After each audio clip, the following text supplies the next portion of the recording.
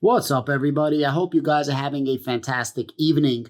I don't really like to make videos like this. Honestly, I try to stay away from them, but this is just leaving such a bad taste in my mouth that I have to make a video on this.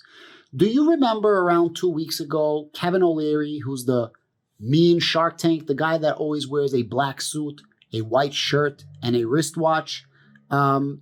He goes on he goes on a YouTube channel, and he's interviewed, and the YouTuber asks him a great question, because Kevin O'Leary says you can always learn from your past mistakes, and the best time to invest in somebody is when they made a mistake on the rebound. So something like this, I'm paraphrasing. And he was asked, hey, would you still invest in Sam Bankman-Fried because he failed? Can he get back up? And Kevin O'Leary's like, to everybody's surprise and shock and awe, he's like, yes, I would invest in Sam Bankman-Fried again, except I would control the finances and the money while Sam Bankman-Fried would do his thing in running the company. And nobody understood this. This was like really, really big news. Well, lo and behold, earlier today, he was on Squawk Box, and they were asking him general questions about FTX. How do you feel about it? What's going on? Is this fraud? And he's been asked a couple of times, is this fraud? And he doesn't want to say that it's fraud. He basically says, I have no idea what it is, and I want to track down my money. And he was asked, how much was he paid by FTX? Do you know how much this guy was paid? He was paid $15 million, 15 million mother effing dollars to be a partner and spokesman for FTX. Can you imagine that? $15 million. The guy is worth like $500 million. $15 million. Of the 15 million, just south of that 10 million, like 9.7, I think he said, was in FTX and crypto. And 1 million was equity in FTX. He was a minority owner of FTX. And he says one of the reasons he did this, and a lot of other investors, he says all the investors did the due diligence because they thought that other investors are going to be doing the due diligence.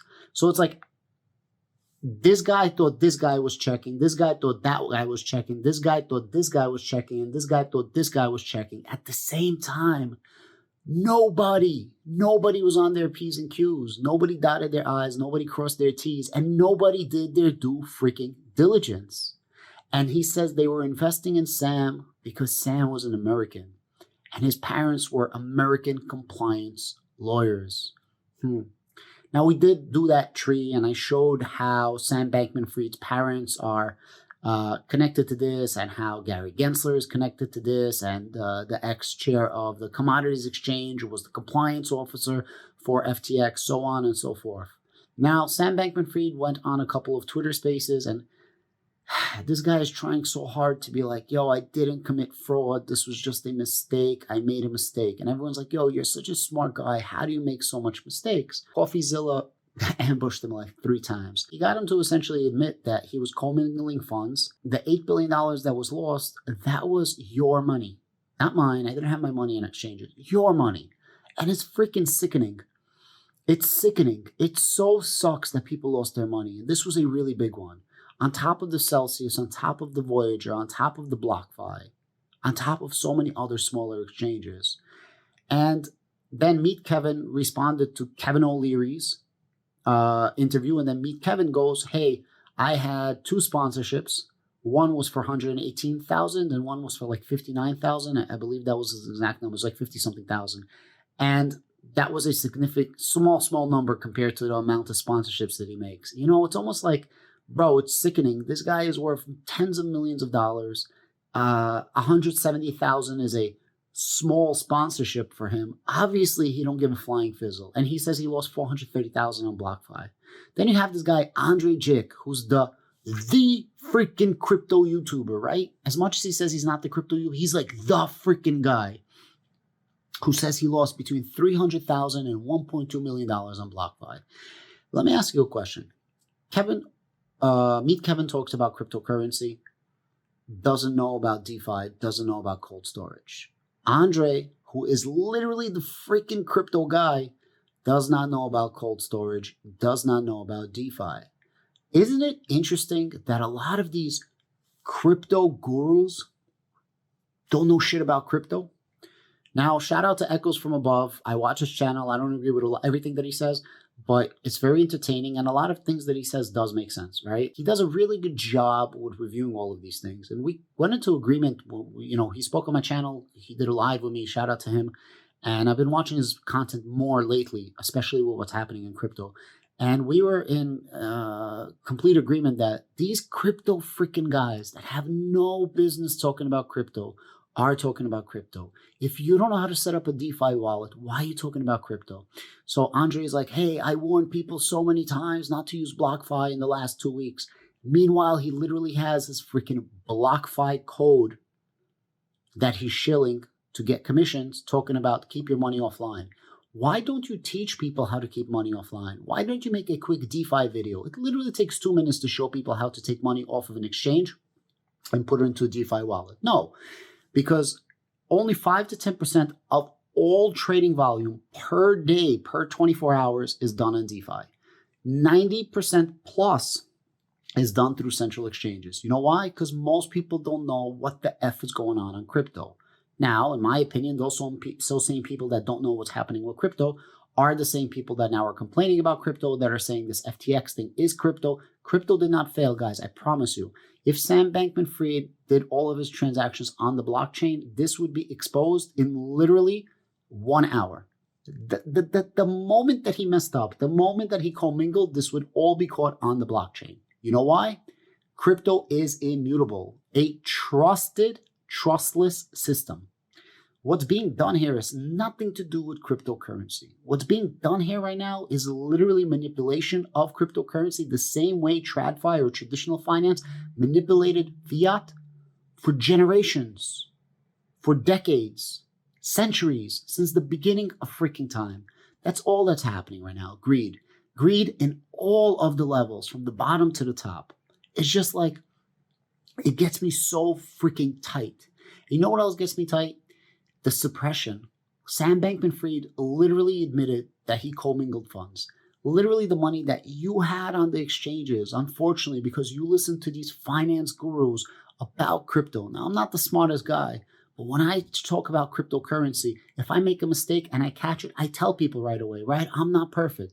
But if I'm telling people, hey, get your money off of exchanges, why not show people how to take money off of exchanges, right? You know what I mean? So it's laughable that Kevin O'Leary made 15 million. Kevin made like nearly 200 grand. Andre Jick lost 300,000, 1.2 million. What the F does that mean? You're a freaking finance guy. How don't you know exactly how much you lost?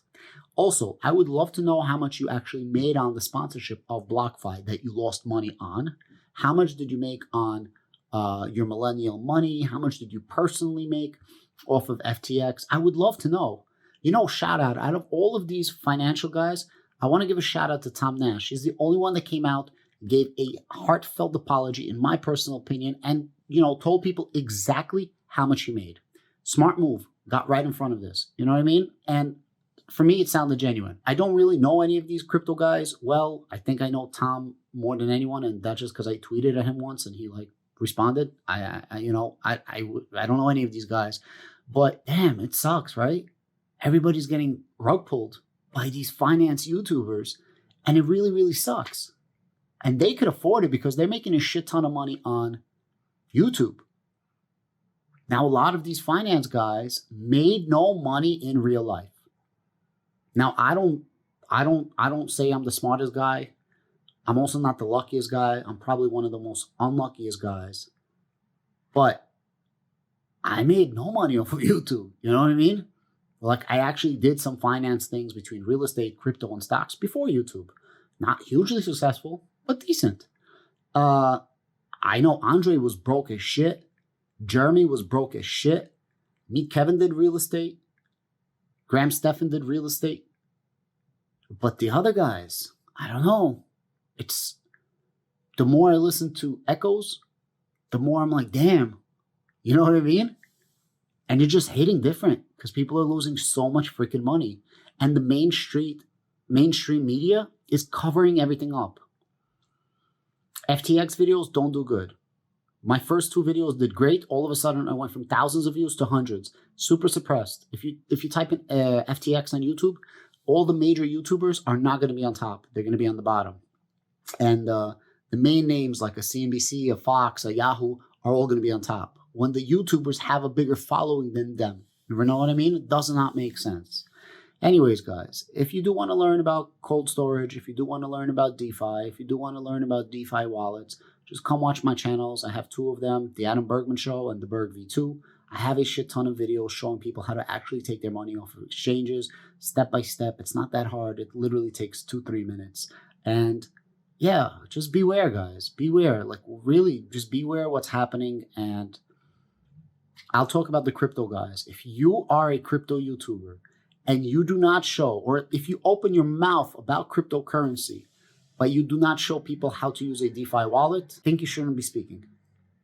If you speak about crypto and you don't know how to use a DeFi wallet, the simple DeFi wallet with passphrases, don't be talking about cryptocurrency because you're giving cryptocurrency a bad name.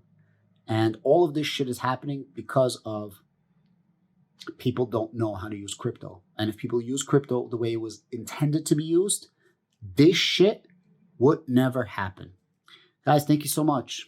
Give me the likes, the shares, and subscribe. I'm sorry I can't sell you a scam. That probably would have gotten a lot more likes, a lot more shares. Have a good night.